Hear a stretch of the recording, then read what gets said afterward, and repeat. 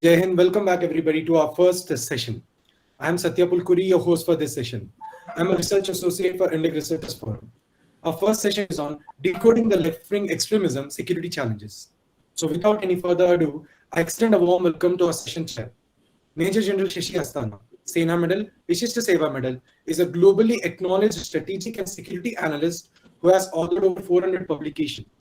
He is a veteran infantry general with 40 years of experience at national and international fields. Furthermore, he has held various key appointments in Army and UN as instructor and also a speaker at various UN organizations, strategic and military forums, and universities. He has been awarded twice by the President of India and the UN. He is also receiver of CEE Excellence Award for Nation Building by Governor of Haryana. Now, let's welcome our speakers. We have Dr. Bibhu Prasad Rotre, Director of mantraya.org. Our next speaker, Dr. Ap Maheshwari, former Director General, CRPF. And our next speaker, Dr. Anshuman Bheira, Associate Professor at National Institute of Advanced Studies. And our next speaker, Major General Binoj Basnayak from Nepal Army. We all are delighted to have you all, sir. Now, I hand over the floor to Asthana, sir. Over to you, sir.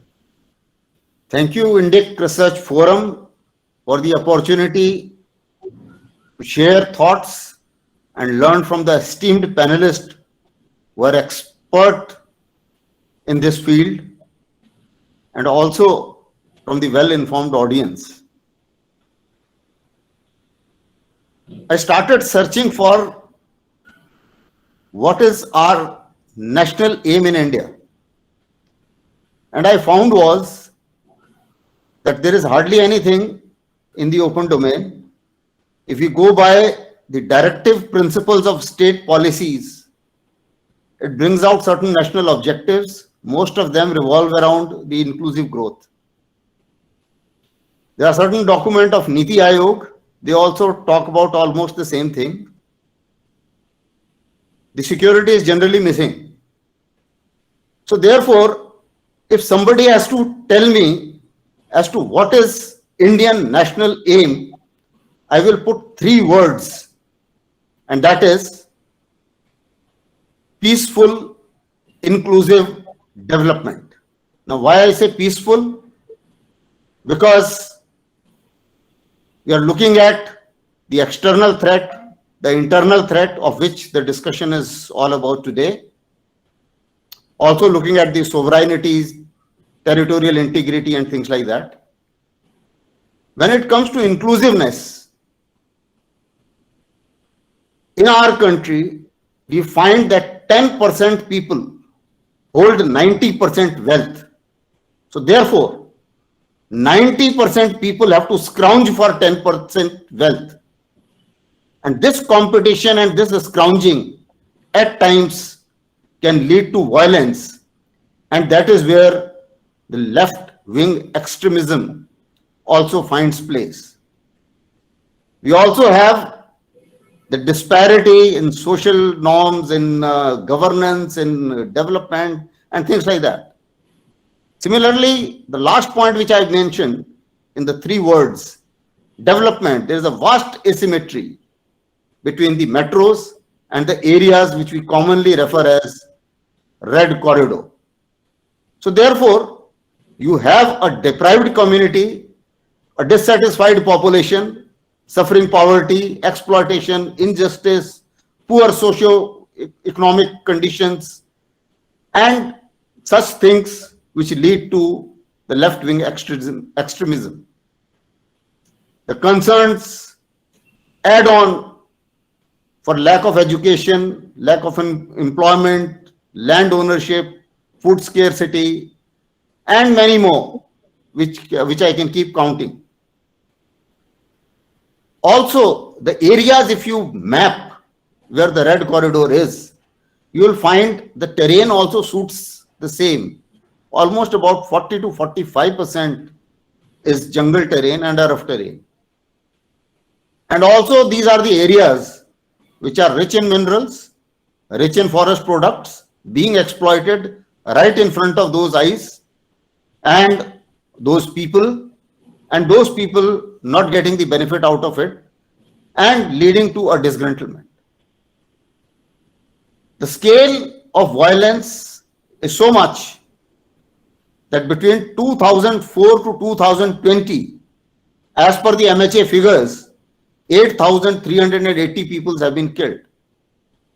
Now, this is not a small number, and most of the people who have been killed are innocent civilian tribals.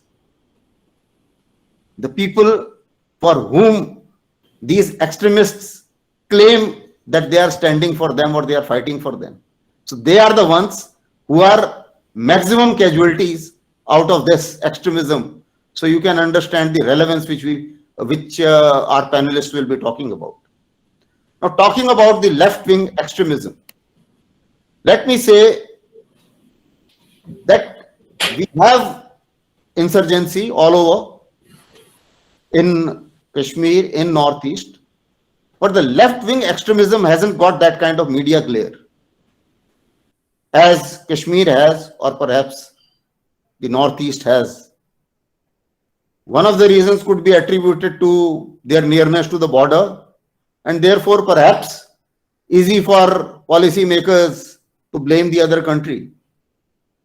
Whereas in this particular case, you have nothing to blame but to have a look inwards as to what is wrong and what can be done. Why is it that we have the law and order problem? Some people call it law and order problem. Is it actually a law and order problem, or it is something more to it? What is the relevance of it? What pattern it follows?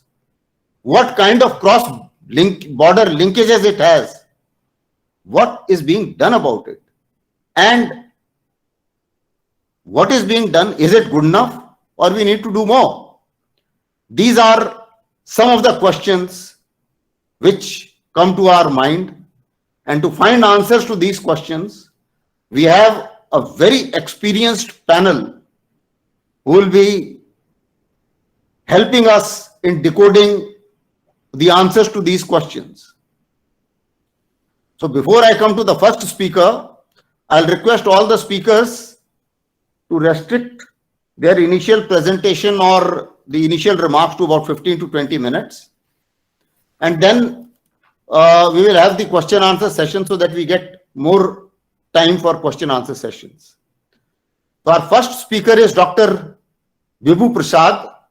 He is the visiting faculty and member of Research and Advisory Committee, Naval War College, visiting professor of Indian Council of Cultural Relations, and he has also been chair in studies of Murdoch University, Perth, deputy director in NSCS. So he had the experience from the government side as well, an outstanding academic brilliance. He has also been the director of Institute of Conflict Management, a fellow in South Asia program of Rajaratnam School of International Studies, which is in Singapore. He has written extensively on these subjects, whether it is Northeast or Red Corridor or left-wing extremism. And in addition to that, he has also looked at the policy making and published a monograph to that effect. So, without further ado, I'll request Dr. Vibhu Prasad to put his voice on the topic, the relevance and status of left-wing extremism in contemporary India. Over to him. Thank you, sir. Thank you, Chairperson, sir. I hope I'm loud and clear. Yes. Thank you, Indic Researchers Forum, for the opportunity. 20 minutes is a very generous amount of time. Normally in conferences like this, we never get to speak for more than 8 to 10 minutes. So 20 minutes, I think it's adequate to talk about the very relevant topic that has been assigned to me. The chairperson has actually set the ball rolling, talking about the various facets of left-wing extremism. Let me sort of focus on what's the status? I am not too sure how can we sort of talk about the relevance of left-wing extremism, but I'll certainly talk about the status of left-wing extremism today, and the subsequent presentations I'm sure will elaborate more on the other aspects that this particular conflict poses to the country. Now, let's start with the very latest. Today is 11th February, 9th February, 2 days back, the Minister of State for Home Affairs spoke in the Parliament. Minister of State for Home Affairs spoke in the Parliament. He said that the incidence of left-wing extremism in the country compared to 2009 has declined by 77%. I'll be using a lot of data, all official data, but I'll try to interpret them in a different way so that we get more out of the data that looks very innocuous to you in terms of decline or sustenance of the conflict. Now, why 2009 was sort of chosen by the minister? Now, 2009 was perhaps the worst affected year in terms of the incidence of left-wing extremism violence in the country. That particular year, we had 2,258 incidents of LWE, left-wing extremism incidents in the country. Now, if you talk about the fatalities that the kind of incidents produced, not 2009, but 2010 was the worst year, in which, again, about 1,005 deaths of civilians and security forces were reported in the country. So 2009 and 2010 are the sort of benchmark years of as far as the left-wing extremism is concerned. Now, if you compare that either to the number of incidents 2258 in 2009 or the 1005 deaths in 2010, if you compare that to 2021, only 509 incidents were reported. That's a drastic decline. If you talk about the fatalities compared to 2010 to 2021, there has been again a decline of close to 70%. Right? Now, there might be some kind of argument that 2009 and 2010 are huge, there's a huge gap. Has the decline been progressive? Has the decline been consistent?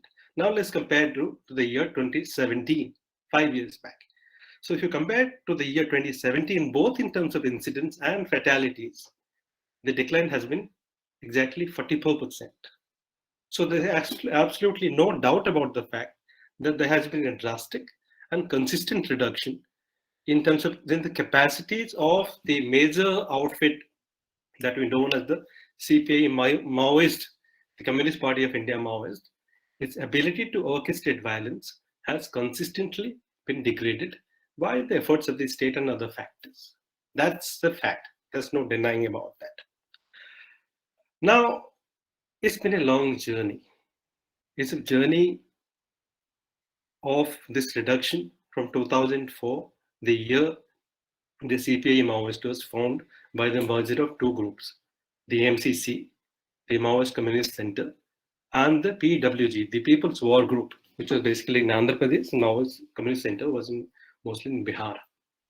Now, although left-wing extremism's history dates back to the 1960s, in the keynote address the eminent speaker spoke about, the 2004 becomes a majestic year in the sense of the formation of the CPI Maoist. Because of the merger of the MCC and the PWG, we came to have probably the biggest communist or the left-wing extremist violent group in entire South Asia.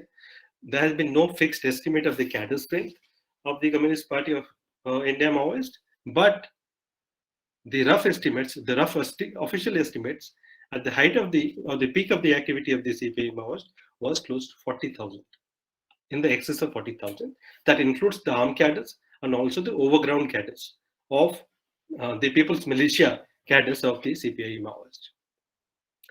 Now, with that kind of a strength at the peak of his strength, what did the CPI Maoist do?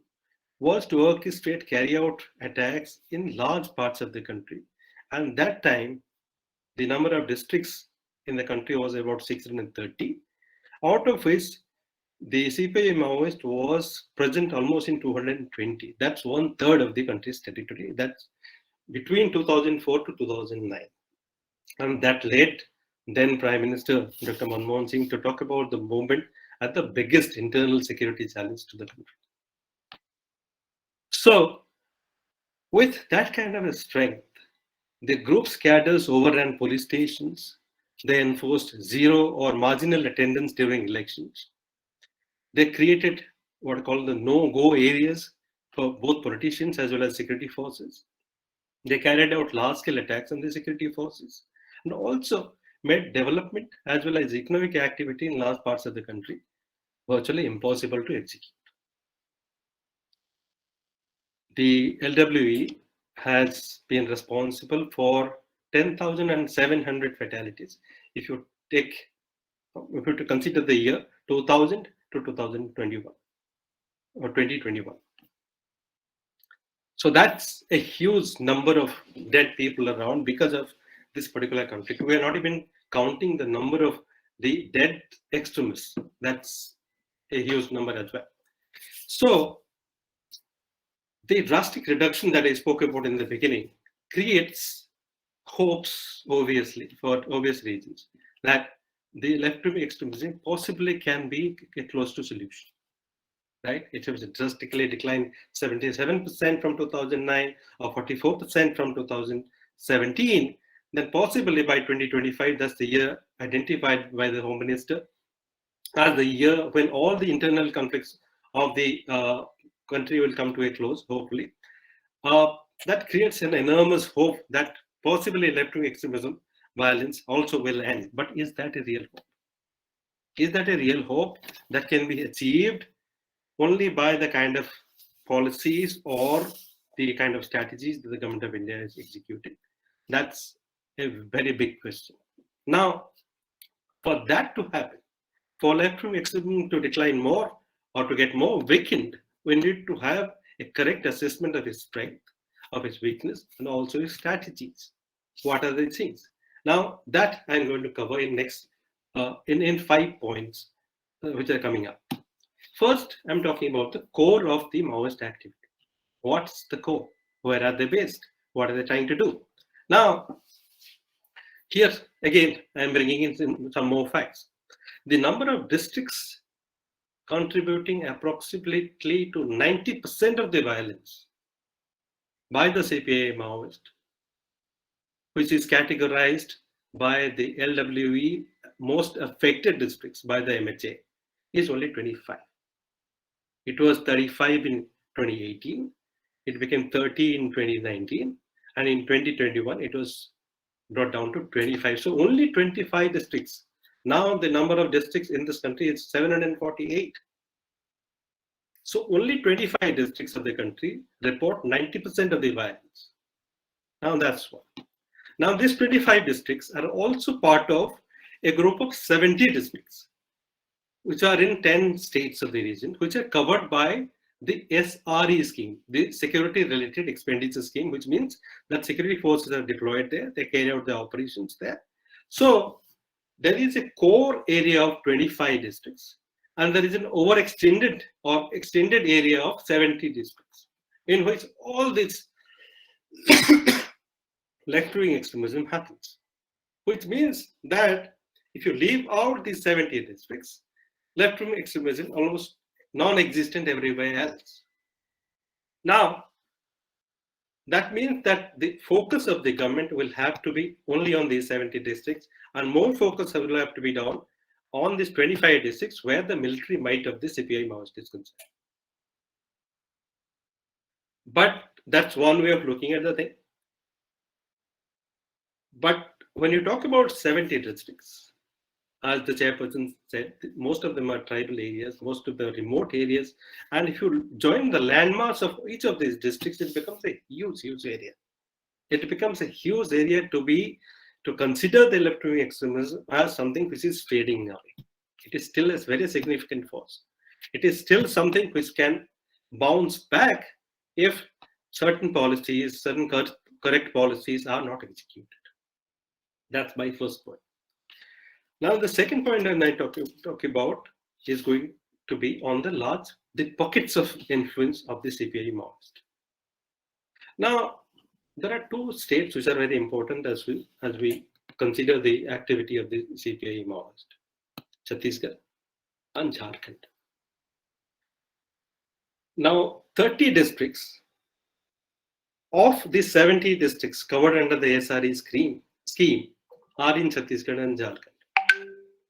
15 districts of the 25 most affected districts are in Chhattisgarh and Jharkhand, which means that there's a large portion of the CPI Maoist violence or activities are concentrated only in these two states. But this is not a new phenomenon. It has been there since 2004, at least from 2009. Chhattisgarh and Jharkhand has been the most affected areas or the states of the country in terms of left-wing extremism is concerned.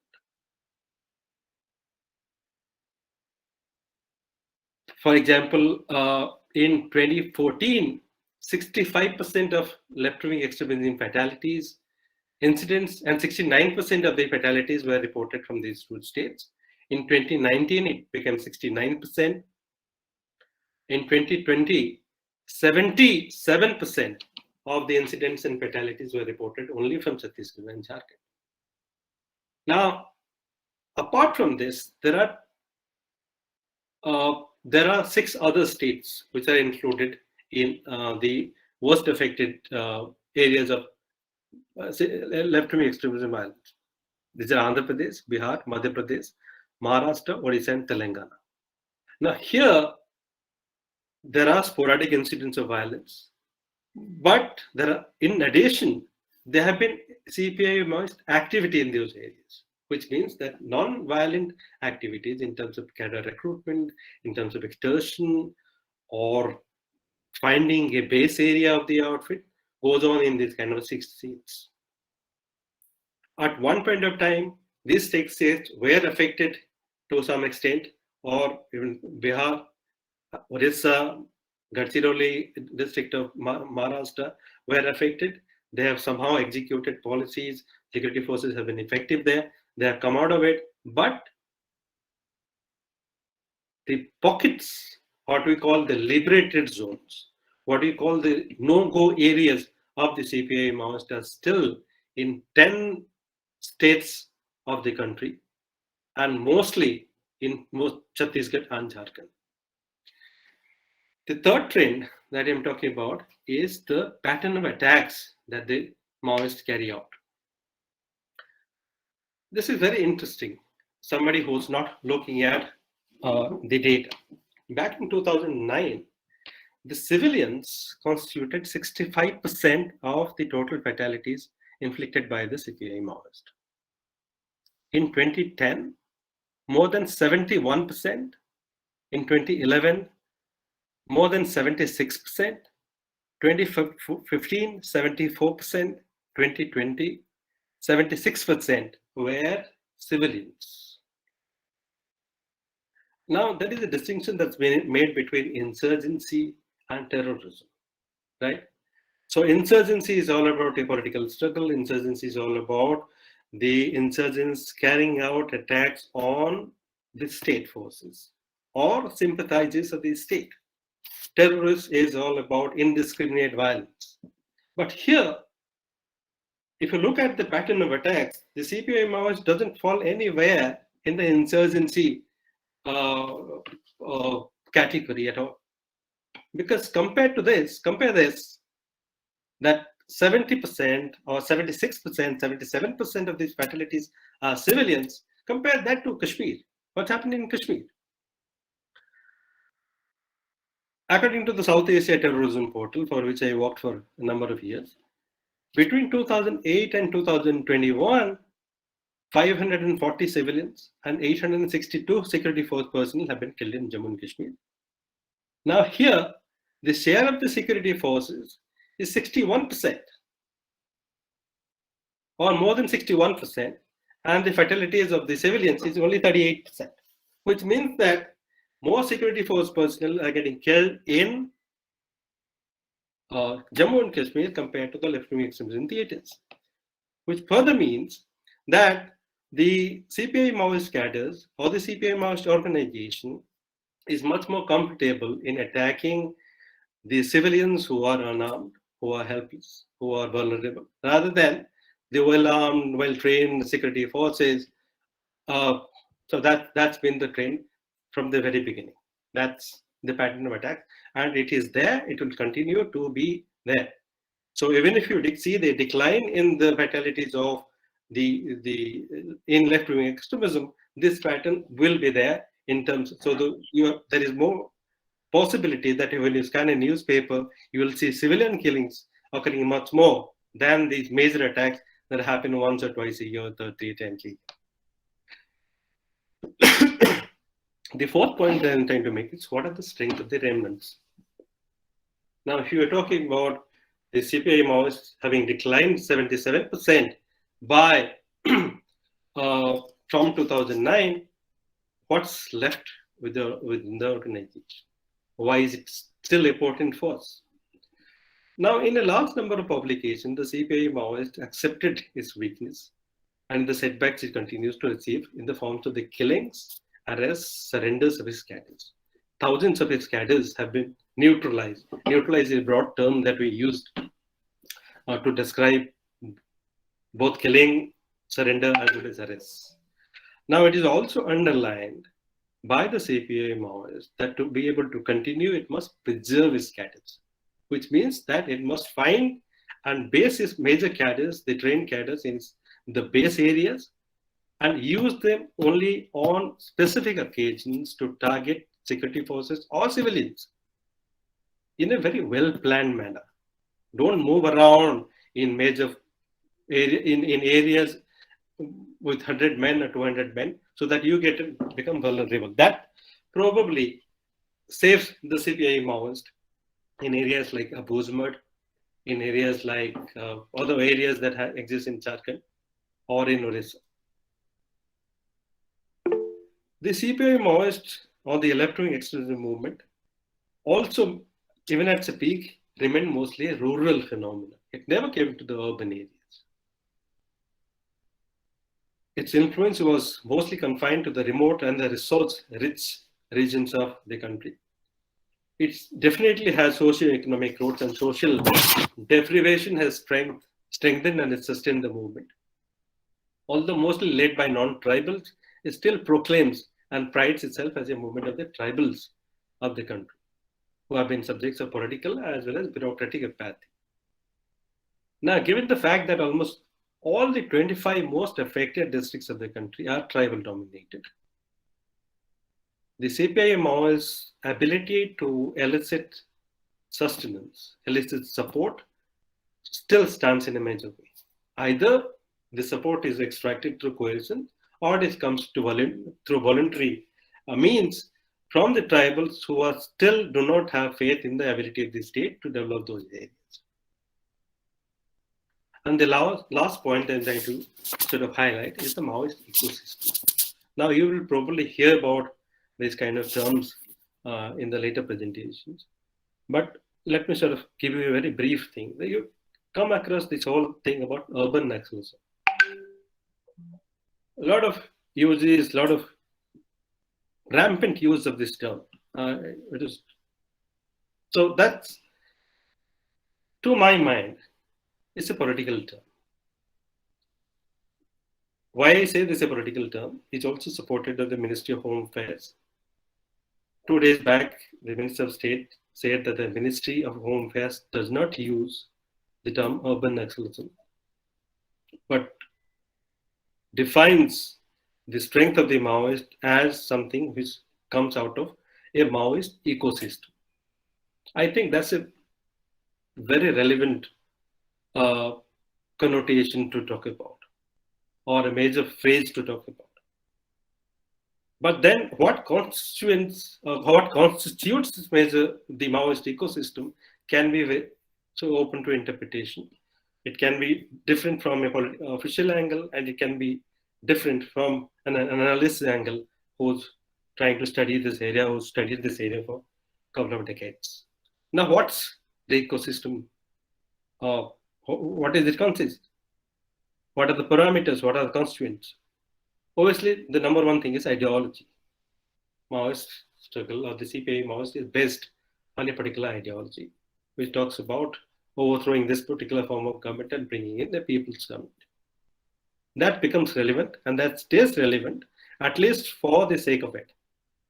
Although violence remains the predominant mode of tactic to achieve this kind of a political goal. There is a leadership, a battle-hardened and ideological hardened leadership who constitute the second parameter of the Maoist ecosystem, the Politburo, and also the PLGA, the People's Guerrilla Army of the CPI Maoist. In spite of the commentaries or the comments you must have heard earlier, there has been absolutely no tactical or strategical linkages of the CPI Maoist with any of the external forces. It's not connected to the ISI. It's not connected to anywhere else.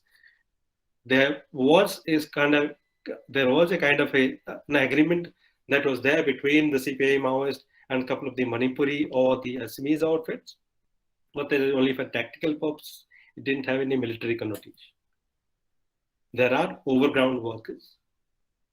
There are the people's militia who support the CPI Maoist in terms of provision of intelligence and other things. But there also been a support network which constitutes security forces within or operating within some of the conflict states who pass on their weapons on odd occasions. Explosives get stolen from the state armory and get passed on to these are NIA investigation. These are not my accusations. They are NIA investigation reports, which is there for anyone to see. Why I deny that there is anything called urban nationalism is due to the fact that what exists is an urban support network for the CPI Maoist. Since it's an ideological circle, you will see some kind of ideological similarity in terms of a political endgame of the CPI Maoist by some of the cadres or the individuals sitting in the urban areas. But they do not contribute to the military strength of the outfit.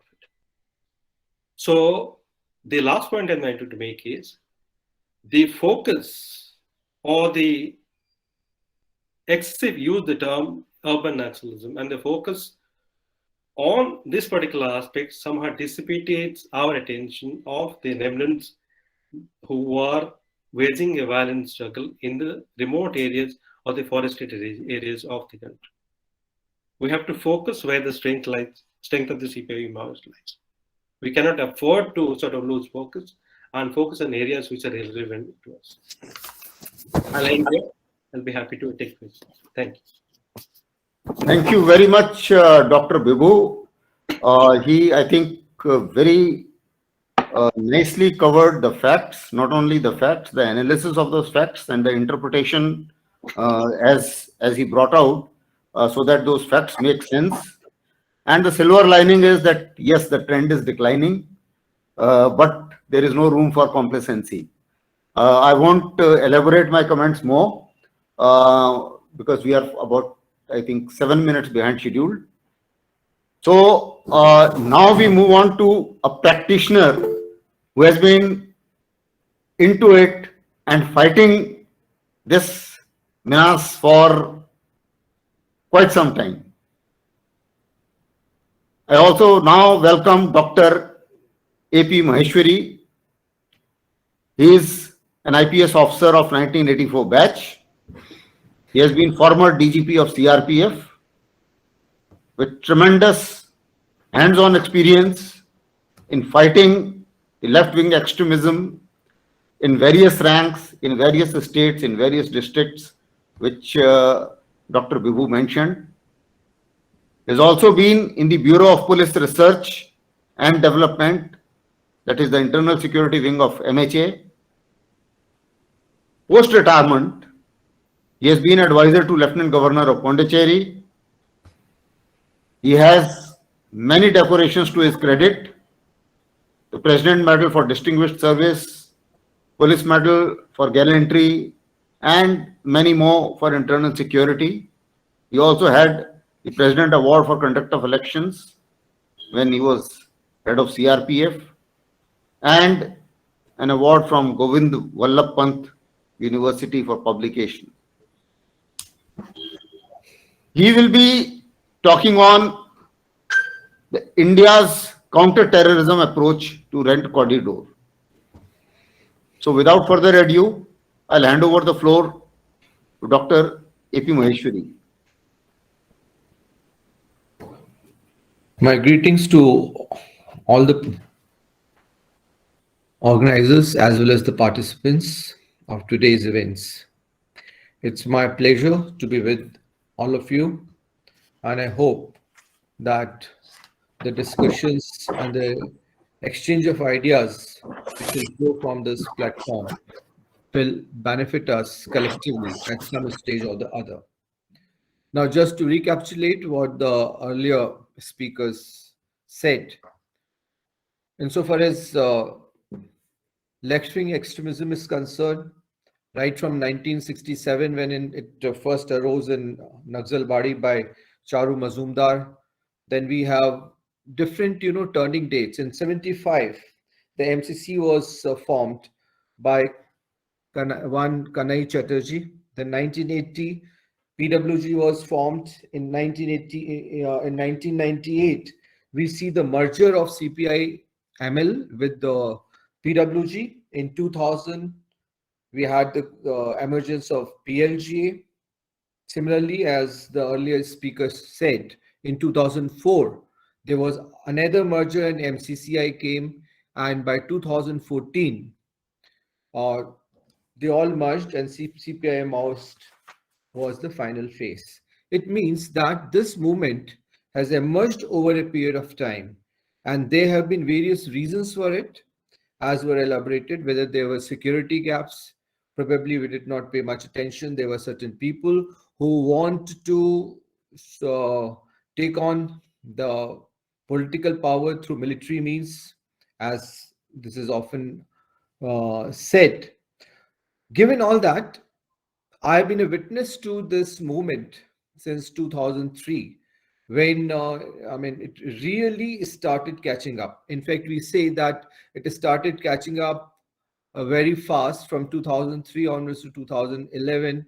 Then there was certain check on their movement, and they started receiving a few setbacks by 2018, and then now the security forces are in much control, because initially the state police also lacked the capacity to deal with this type of violence, because they are basically resorting to use of IDs in the areas. And unfortunately, it happened in India that the development did not take place, and the development which took place was of an exploitative nature without making it inclusive.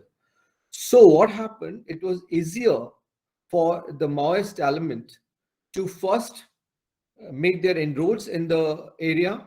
They captured all the human terrain by solving their problems, because the administration was not there to solve their problems. They even started holding courts. They had the liberated areas. They even took advantage of the fact that there were no development, and that they also restricted later on, when the efforts were made by the developmental agencies to go inside, that they do not actually go. So they not only capture the geographical areas, but also the human terrain, the geographical terrain as well as the human terrain. Now, this is how it happened. Now, if we see that incident-wise, or we see the violence-wise, or the civilian casualties out of all the three theaters, maximum numbers, and it will vary around 61% to 70% in all these three domains, belong to this theater. When I say all the theaters, means the JNK, the Northeast, and the LWA. So that is the level of violence still taking place.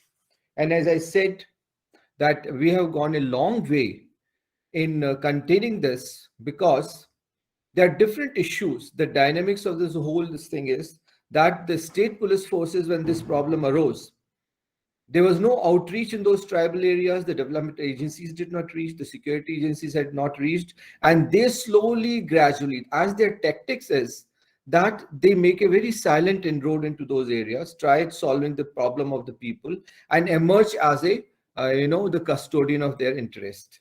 And slowly, gradually, then they organize people on their side, and then they train them for various purposes. That is how they have been operating. So they make a very, very, discreet entry, and slowly, gradually. And unfortunate on our part, in these remote areas, neither the developmental agencies nor the security forces went for a long time, and whatever development took place was a much of an exploitative nature, at least non-inclusive. And they also thought at times, the tribal people thought that they are doing the mining. They had faith in the hills or the mountains as their god. So there was no cultural assimilation, there was no dialogue with them. So they thought that they are coming, and said, and even there were certain atrocities on the gender side. So all those complaints over a period of time worked against us. But slowly, gradually, when the governments realized, then there was an initial capacity building of the local police forces also, and the developmental agencies also started going in along with the security agencies, along with their medical services, about the road network and all. But to this date also, let me inform you, there are many areas we still need the digital connectivity as well as the physical connectivity. And these are those core areas which are totally in their control. They are good at making IDs of various types, whether it is wire connected or whether it is pressure mines they are making, or using various types of local utensils and putting those. And since there was lots of mining activities and other things, so it was easy for them to siphon off the various types of explosives and even build them at the local level using various chemicals which are being used for agricultural purposes. They also were able to, when they had this ID attacks, they were able to snatch many weapons from the security forces themselves. Over a period of time, we found that they also have the engineers with them. They have all their own manufacturing units at various places, which have been unearthed by various agencies. So not that they were very, very, with the great planning, they were intruding in the area. They knew how to capture the human terrain, which pockets which are exploitative, where the administration is not reached. And number two, they also attack the security forces. Those are the areas which, those terrains, we have been going to those terrains. Rather, I've gone to all the states and all the types of being in CRPF. I've been associated with CRPF since 2003. So almost in all the states in those jungle areas, the terrains are really difficult for outside forces. Now, number two things which happened in this period was that the local police capacity building was essential, for which they needed finance. The government of India came up with the modernization plans, and they tried to win the SRE schemes, which Mr. Vibhu was talking about. So those SRE schemes and those funding came. Number two was induction of the various forces. So another thing was the confluence between the two different types of forces coming from the center and the state, and the way the policing is a state subject, and when the central forces come, so there were certain issues. So the coordination issues, that was another area why I'm talking about. It seems that it is very easy, but when the different forces go, and it's also under the federal structure, the political consensus drawing, so the certain delays took place because of that. But I'm happy that lately those things are slowly, gradually winning away. I mean, the political consensus is also existing, and those federal coordination systems have also improved. The combined task forces. Another challenge which came in this area was those trijunctions, the different states. Now, what happens in those trijunctions? Those are the left out areas, and they become the den for these places, the Maoist, and organizing coordination between different states, because again, as all of you are aware, that there may be different political parties, there may be different, stakes of the different governments in those areas. There may be different types of looking at the things, the different type of local geographical terrain, or the economic activity, or the interest of the local population. So at times it becomes very difficult to organize the combined policing in those areas and the matter of jurisdiction. And everybody, thinks from their angle more that, okay, in my area, what advantage do I have? Now, such type of issues have been, hindering. But by and large, as everybody experienced that, yes, either everybody gains or everybody loses, and slowly and gradually that synergy between various forces as well as the different states and the agencies, it has come a long way. Similarly, when you go to these terrains, so there are difficult geographical terrains, there are rivers, how to cross them, and those people are master of the area. Thirdly, they use the local people. Now, here, this is a very relevant thing, that they use the local tribals, train them. From their military segment, there will be hardly 5 or 10 people, not even a section of 7 people. But they will organize 500 people locally, and they will emerge all of a sudden because they have captured those terrains for a long time. They have been solving their problems, and they have given to their mind that we are saving you and the government of India as an exploiter. All that narratives they have been putting in their mind. So when you conduct those operations, you never know where those IDs are. You're likely to fall. They all know. Now, there were certain incidents like this that, since many of you are youngsters, I can see, like they know the movement pattern of the forces. They can gauge, and it is their area. So they will attack you at one place, hide themselves, and they know where all will you take the shelter in order to make yourself safe, or what all will do, where you will have your water. So they used to have a further supplementary attack at those places. Initially, forces could not understand, but now over a period of time, and they have also made an inroad into the human terrain. Now, what happens that initially in Rani Bodli and those incidents which took place, there were 500 people suddenly emerging from different villages and coming forward. So when the engagement takes place, these are the villagers who are killed because they have been handed over the weapons by the Maoist, or they come in front of the Maoist and they're marching towards the camps. So this is how the civilian casualties have been taking place, because they are being used by them. And whosoever the informers of the police have been there, and whenever they know them, they have been killing. That's how. So it is unfortunate that lots of civilian casualties have been taking place in these areas. Now, having said that, giving it this, over a period of time, somehow, as all the forces have gained the experience, there's a learning curve. There have been better coordination between the state forces and the central forces. There have been better coordination between various states. The various types of weapons and technologies have been bought by the police forces also. And even the scanning devices, though till now, we are still looking for better, detection devices for the IEDs. Yet that scanning from the air, scanning from various other perspectives, which includes the explosive detectors and all. So best of the technologies have been inducted by the forces, their experience, capability, the data bank. With that, the whole area has now shrunk. As he said that there were so many districts, hundreds of districts. Even one time it reached to over 100 districts, 150 districts, and many police stations, over 500 police stations. Now everything reduced down to the number my predecessor said, and that is a fact. So these recent losses which they have suffered, even out of their 27 top cadres, the 6 have been neutralized. And many of the cadres now, they have become old also. Now this have been bothering them. So now they are also changing their strategy because they have been cornered. So they want that they move to the other areas. So the concentration of forces which has taken place in certain pockets which have been identified over a period of time, when they move to the other areas, and the forces also move to the area, it's like a balloon situation. If you press a balloon from one area, so the air reaches the other portion. This has been one. They make spectacular attacks at few places. They don't make numerous attacks nowadays. Initially, they will make a number of attacks. Nowadays, they make a spectacular attack because they want to convey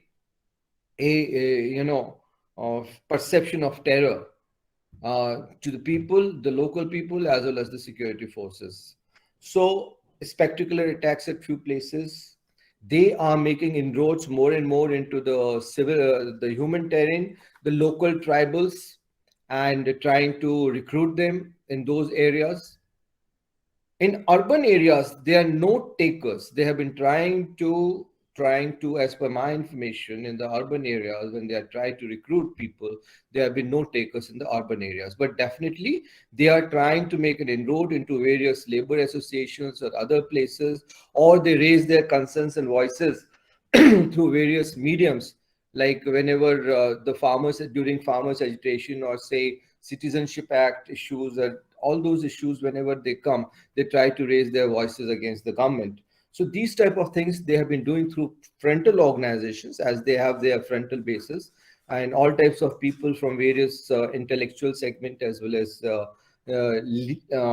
legal domains, have been working for them, even in the certain uh, mm, people feel that there a lot of atrocities were done on Adivasis and tribal areas. So they have some of it tacit support or the other, and the agencies have been working to cut down their support, which is coming from these areas.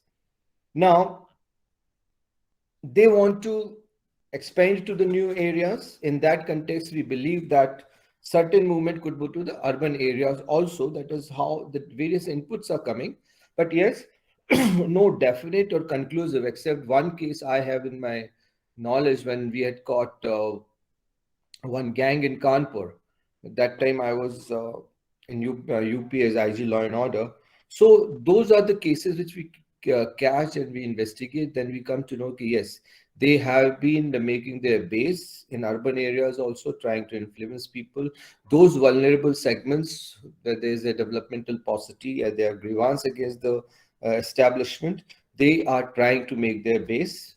And so such cases are there, but not in a very, very organized fashion, the way they are in the traditional liberated zones which they first created, and that they have been now reduced to very few districts. As I said, 25 he gave, and I agree with that, and extended districts where the SRE facilities are there, around 70 of them. Now, they are now also into improving their communication capabilities. As per the information, they are trying to procure high security mobiles in those areas. As the digital connectivity is increasing, they are also trying to have the scanners so they can know the movement of the security forces and even the safe communication on their side. They, as we learn, that they are also trying to procure the drones to have a watch on the movement of the security forces, because uh, till last year I was heading CRPF, we had gone deep into in Bastar areas, as the deep into their core area. Thus, and with a great difficulty, we had made that first camp in the core area, and that was a great success. And after that, it made us easy to approach into their thick dens. So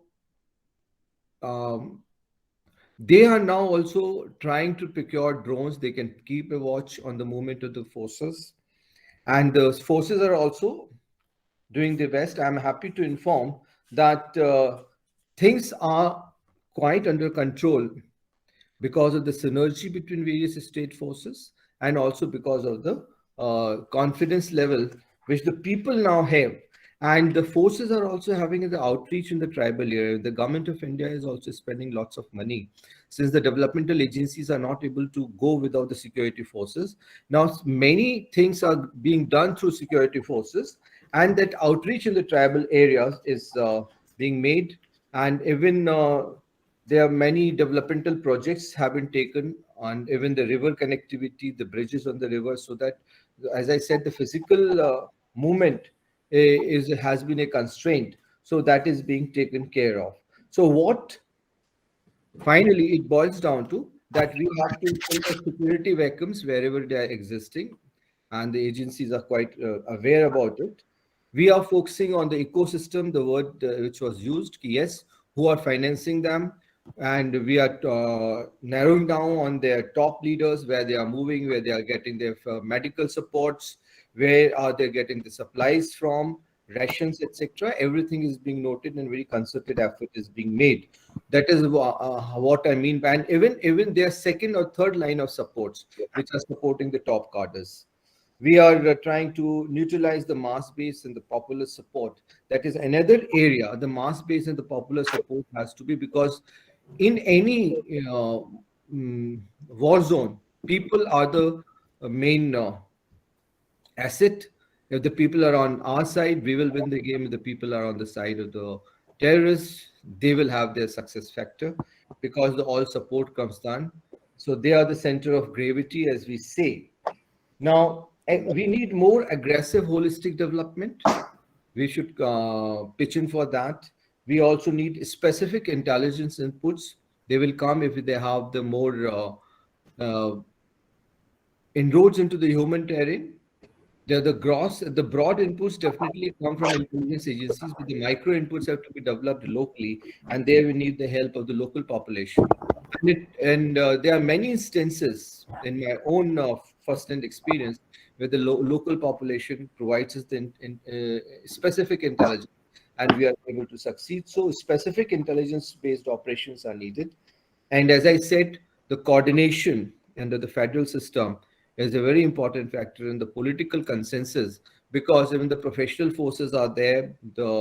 And I must compliment all the forces who have moved to the areas, the boys, the officers, that very committed, and they're putting their best. So these few things, given that, and I fully believe that by the year 2025, as MHA has declared, even the Honorable Home Minister has declared his intention, and every one of us who wants a peace, and I believe that everybody believes in peace, and as the core statement was made, that is a peaceful, inclusive development.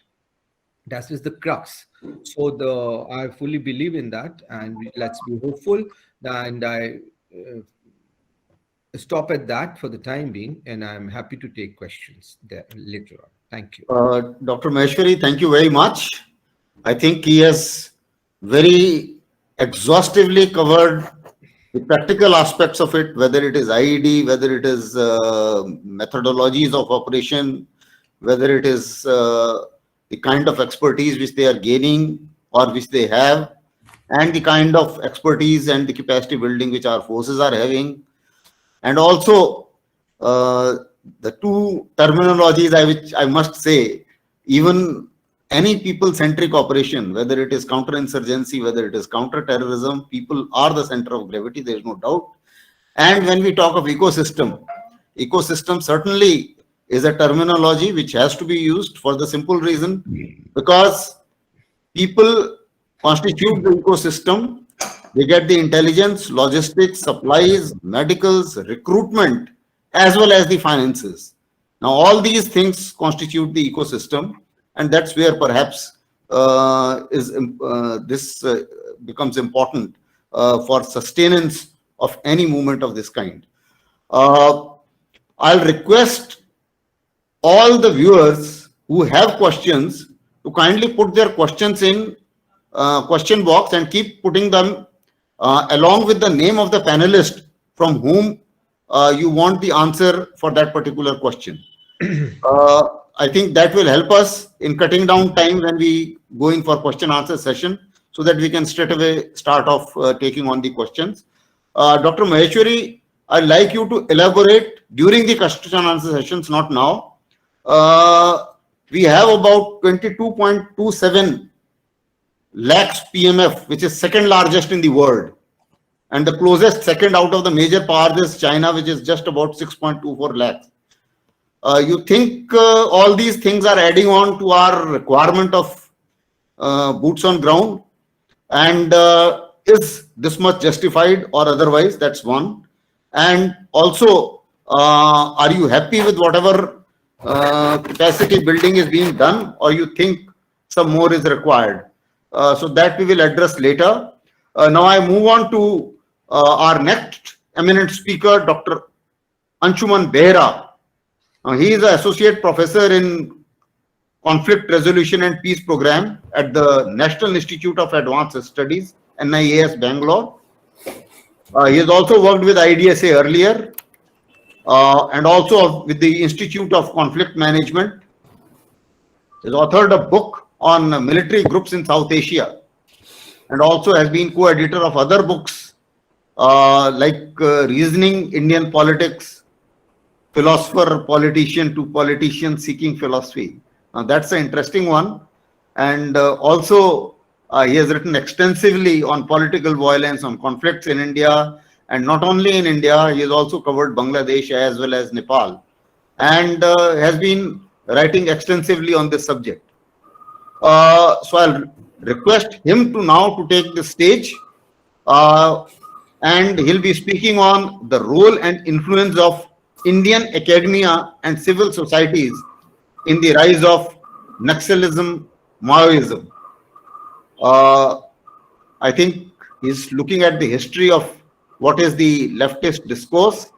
I'll request him to keep his initial remarks to about 15 odd minutes, and we'll take on more during the question answer session so that we catch up with the time. So over to you, Dr. Anshuman Bheira. Thank you, sir. Thanks for this kind introduction. Without getting much into the debates around the Maoist insurgency, let me tell you that the left-wing extremism that we have is usually engaged through two dominant but very, on a contrarian kind of, narratives. The first is about the statist kind of thing that engages the Maoist insurgency is kind of, a law and order and the security problem. The second is about which legitimizes such a violent political movement, terming it as kind of, representing the demands and the grievances of the marginalized and the deprived section. This also leads to more kind of, understanding of this thing. One is that the Maoist incident or the Maoist insurgency is merely about the violence, the violent incidents, whether the incident level has gone up or has gone down. That is where, reducing the Maoist conflict to mere numbers. Okay, the data, or a lot of these scholars actually juggle with data and they try to see that, okay, the rise of violence is the rise of Maoism, the lack of violence is also the lack of the Maoism. So that is where one has to actually engage with this thing with two very important but very, very similar sounding terminologies, but they are very, very different. One has to engage with extremism, and it has to distinguish or has to actually link it with extremists who actually lead these or execute these ideologies. Okay, so that is where I contextualize my talk today. That is where the role of the intellectual and the academicians. Okay, as per the instruction I have been given. So that is where I'll just depart from the previous speaker who said, okay, there has been a very rampant use of this urban Maoism kind of thing. There is an element of truth there. But at the same time, to say that there is no urban Maoism will not be entirely correct. Okay, because a lot of this such kind of positioning comes when we do not engage with the literature of the Maoist they themselves actually claim. So to start with, let me tell you the merger of 2004. Since you have asked me to talk about a bit of history, I'm telling you that let me take you through that particular history. The merger of the it's not only MCCI and the PWG, 26 other smaller Maoist groups also came and merged with and to form the CPI Maoist in 2004. So that came with a document. I request all of you to kindly go through that. It is freely available in the internet. Okay, and from there you can make a good understanding of what exactly the Maoist kind of plan for a urban kind of struggle. So the strategy and tactics of Indian Revolution that we called STIR 2004 actually stressed upon a petty bourgeoisie for organizing the petty bourgeoisie in the urban areas. So I'll not get into this, terminologies to explain and spend a lot of time. But then there is also this kind of an attempt was made for a dialectical relationship between the urban and the agrarian kind of revolutionary groups. And they also very categorically wrote that the people's war that the Maoists resort to for heralding a new democracy, that is their end objective, it will have limited progress in the absence of a strong urban movement. And guess what? Where this document was written? This document was not written in the jungles of Bastar. This document was written in the centers of Hyderabad, in the centers of New Delhi. And who are writing this? The writers were necessarily the university professors. So that is where the 2004 document, STIR, also further goes to actually laid out a urban perspective and what they call is our work in urban areas. This document was actually published in the Band Thought and the People's War magazine in 2007. Okay, one has to go through that. And that is where they very specifically write the new democratic revolution will be unachievable without the adequate works in the cities. Very quickly, this goes on to also say that the working class leadership indispensable in the new democratic revolution. Okay, so that the three broad kind of task that was assigned to the urban movement. One was to mobilize and organize the basic masses and build the party. Okay, and the second was to build united fronts, and the third was to carry out the military task. Okay, so to say that they do not add anything to the military strength of the Maoist, the urban movement, it's absolutely right. But then the first two kind of objectives, that is the mobilize and organize the basic masses to build the party, one cannot or one should not actually rule out. We have also seen how the united fronts have been actually created by the Maoist or the Maoist supported kind of groups to carry out, legitimize the violence. You will also remember in 1980s there was a book written, and a very celebrated kind of book called The Revolutionary Violence by Professor Manoranjan Mahanti from Delhi University. You will also see that how he goes on to sort of legitimizing or making sense of the violence for a cause. That is where you will find that there is a lot of kind of legitimacy it gets. And similarly, there was a secret committee was actually functioning under something called the subordinate committee of the Maoist organizations led by Kobat Gandhi, a professor from Delhi School of Economics. So the basic objectives were the similar thing. I'll not get into much into that. But then to say that the urban plan was actually the emergence of or the merger of the 2004 will not be entirely right. 1967, I'll just tell you, 1967, Charu Mazumdar in one of his address says that a revolution in India must come not from the urban centers, but from its hinterland, from the peasants in the village. This was in 1967, but when the Naxalbari movement was at the peak.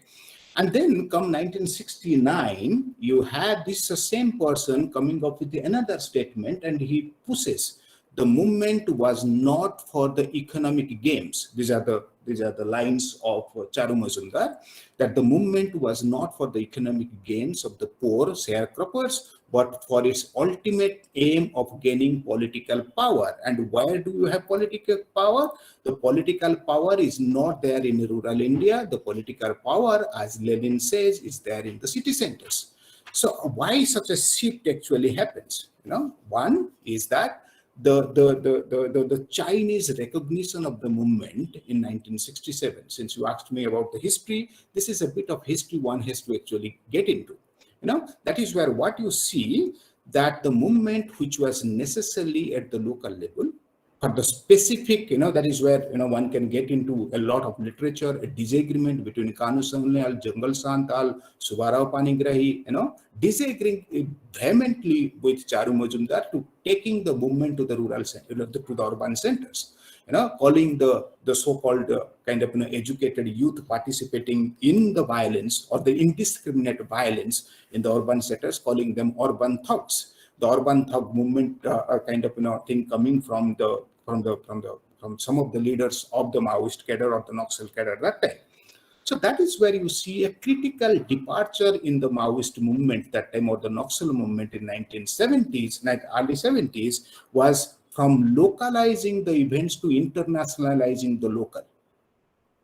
So the spring thunder kind of thing, appropriation or attribution by the Chinese, Charu Majumdar all of a sudden feels himself as international, and that was where there was a push to make this kind of movement internationalized or internationally kind of acknowledged, and that is where you get a lot of kind of support, ideological kind of support.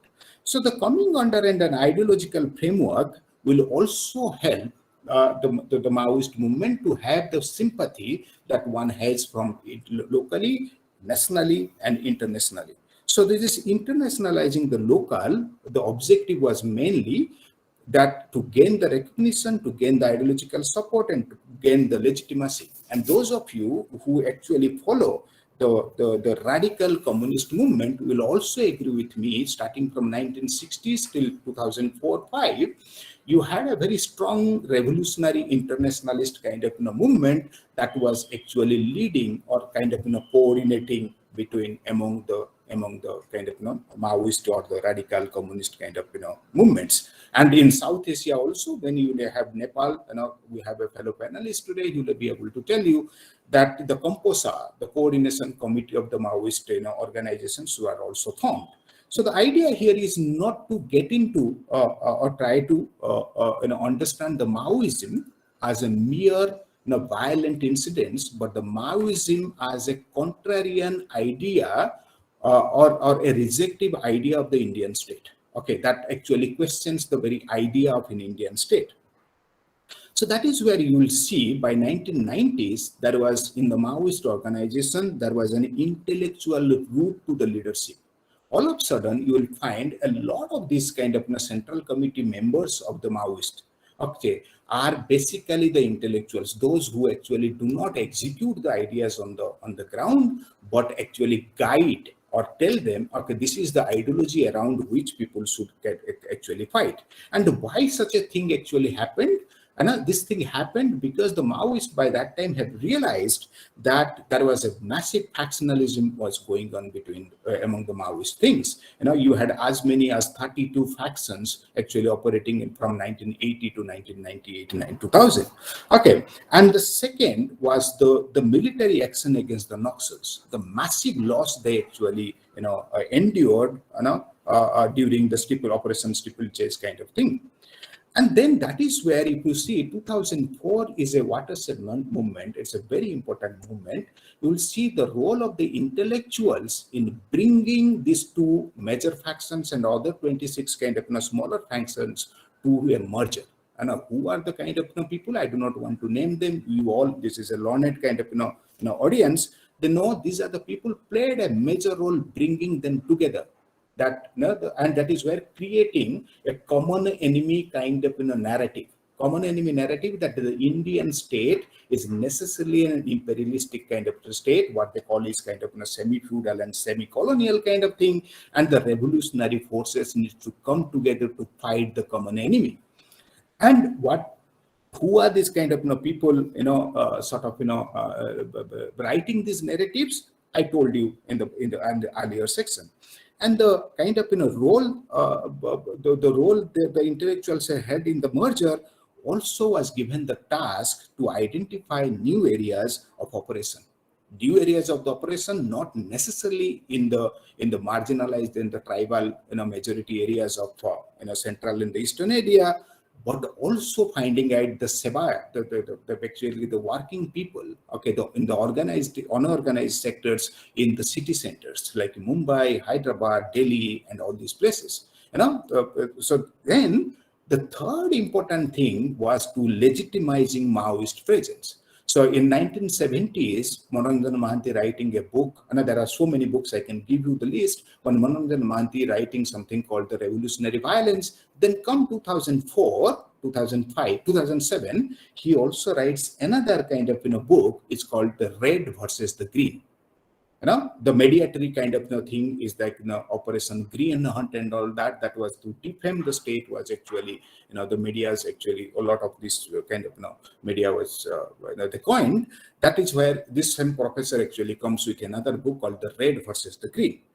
And then another task was the need for uniting the tribals, peasants, and the industrial workers. Kindly go back to that kind of literature. You'll find this. This is very, very emphatic. And the last thing, I'll also read it out, that we have this kind of prejudices. We have also this kind of misinformation. It comes from to many circles, that anybody who speaks against the government is an urban Naxal. Okay, that is absolutely illogical. We should not get into that. Okay, but there are the people who actually, outrightly, the civil societies, those who are basically function around the outright right-based kind of approach, that this is a right, and this is where they question the very existence of the state. And it is not only confined to India; it is there across the kind of globe. There is a section of the community that actually rejects the very idea of the state, calling the state different kind of names. And in Indian context, when we are talking about the urban Maoism and the urban Naxal kind of thing, one should actually limit them to the ideologically oriented radical left kind of communist, who actually question the very idea of democracy, the very idea of parliamentary form of governance, exactly how the Maoists have actually put in their context. So at this point of time, I agree with some of the points made, that they have not been able to make military inroads in the urban areas, given the strength of the mighty Indian state and the well-entrenched kind of democracy in Indian cities. And you have a kind of parallel that comes and challenges this kind of organizations, because you have the trade unions have kind of linked to many of these democratic political parties, and they have limited or no presence in the big industrial setups. But then what this kind of groups, this group is very, very, very, very minimal in their size and their kind of influence, but they are good enough to create a bad image about the state, not, if not necessarily for the government. What do? They provide leadership to the movement. I can read out the people who actually, my extensive 16, 17 years of work in these areas. Those are the people who frequently visit these areas and give the slogans and try to win the hearts and minds of these kind of people. And they are the ones also, they keep on legitimizing violence and the movements and providing the legal aid to the underground Maoist, and in the perception management through propaganda. And they also try to forge alliance among the revolutionary causes. And the revolutionary causes necessarily wrapped around the anti-state kind of activities, if not. That is where I keep on highlighting this thing, that in our analysis, one has to kind of be very, very careful in distinguishing between the anti-state and the anti-government activities. As a democracy, the anti-government kind of activities needs to be welcomed. This is the crux of the democracy. But then we are challenging the very ethos of Indian state, and that needs to be kind of dealt with, and this needs to be engaged. And the last thing I'll also say, that there is also this tendency of putting anybody who talks something that is not suitable or in gel with the set narrative of the regime, any regime, to the irrespective of the party, are often seen as being called as a urban Maoist kind of thing. The urban Maoist thing, if you read 2006 Shivraj Patil in the floor of the parliament, when he was presenting a white paper on the status of the Naxals, that is where another urban Maoism and that thing was actually mentioned from the government side kind of thing. But as scholars, as kind of policy analysts, we have to be little careful when we need to are careful in terms of distinguishing between the people or the intellectuals and the civil society who work for the people, and the civil societies who further the agenda of anti-state activities. And the civil societies and the academic kind of thing, those who further the agenda for the basic principles of the state, can be clubbed under an umbrella terminology called urban Maoist. Thank you for your opportunity to me. Thank you, Dr. Bheira. A lot of useful points which have come out, and I'm sure our viewers must have been benefited. Certainly, the literature is more from the urban perspective than the rural perspective, as you rightly mentioned. You also mentioned about the grassroots leadership, and during the question answer session, if you could also elaborate. I heard from one of the very eminent speaker in the world, in the country, on speaking on the same issue. He was mentioning that the minorities have got leadership, like Muslims have a whole lot of tall leaders in Muslim leadership, so their disgruntlement can be aired, and therefore the safety valve exists.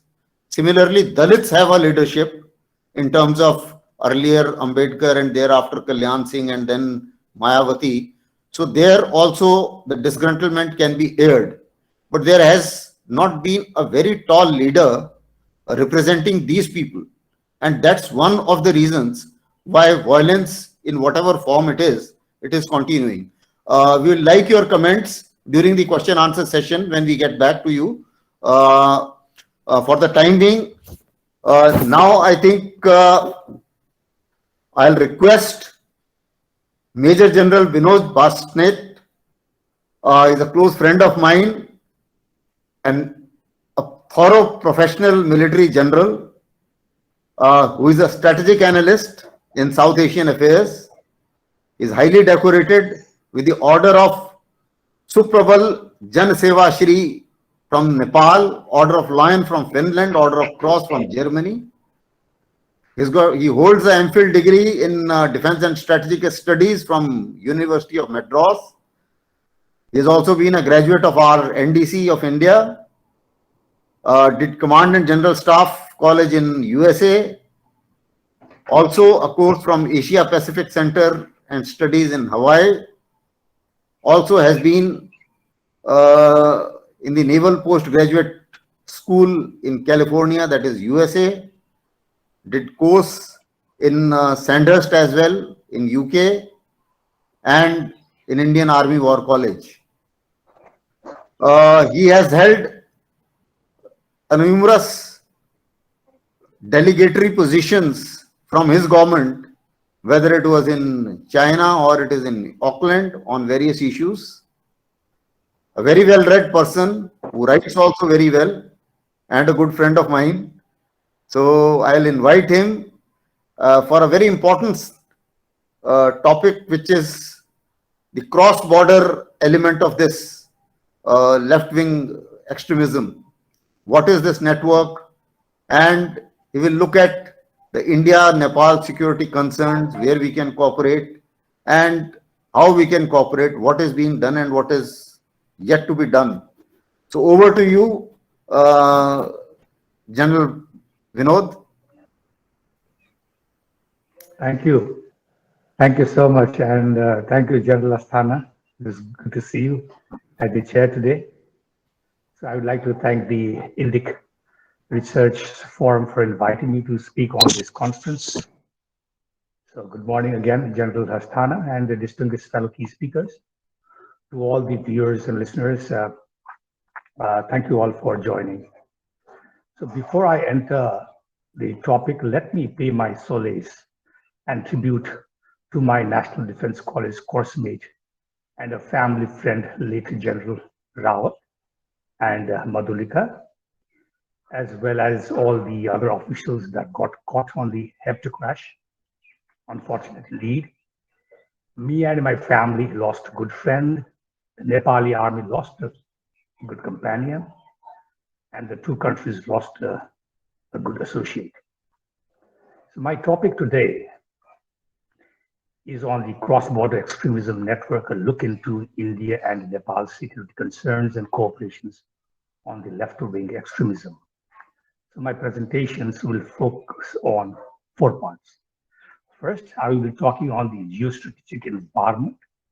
Second, on the regional strategic surroundings. And third, Nepal's national issues. And fourth will be a way forward. All of the topics will focus on exclusively on the environment that the left extremism functions in. So go to the first part. So I will analyze the present day surroundings to come to a geostrategic environment that can inspire a strategic political environment that favor left-wing extremism.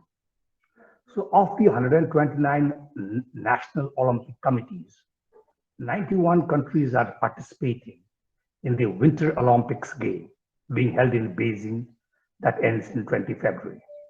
So 2 occurrences are noteworthy. One is Putin and Xi's meeting. Second is AUKUS and Quad nations' reluctance or diplomatic boycott. So at the contemporary context, Putin's concerns is in Europe and now Ukraine with more than 100,000 troops deployed along the border. And Xi's concern is in Hong Kong, Taiwan, with the One China policy and territorial disputes in the South China Sea in the Indo-Pacific region. So we're talking both of Europe and the Indo-Pacific regions. But the common source is that both China and Russia are in contradictions of the West led by the United States. So few appraisals endorsed each other's foreign policy wish lists. 1, stop NATO expansions to the East as a Cold War approach. 2, stop interfering in internal matters. 3, China's firmness in One China policy. 4th, China is bolstering legitimacy. 5th, reaffirmed their support for each other's foreign policy, including Russia's backing of China over Taiwan. So expressed concerns over the AUKUS defense alliance.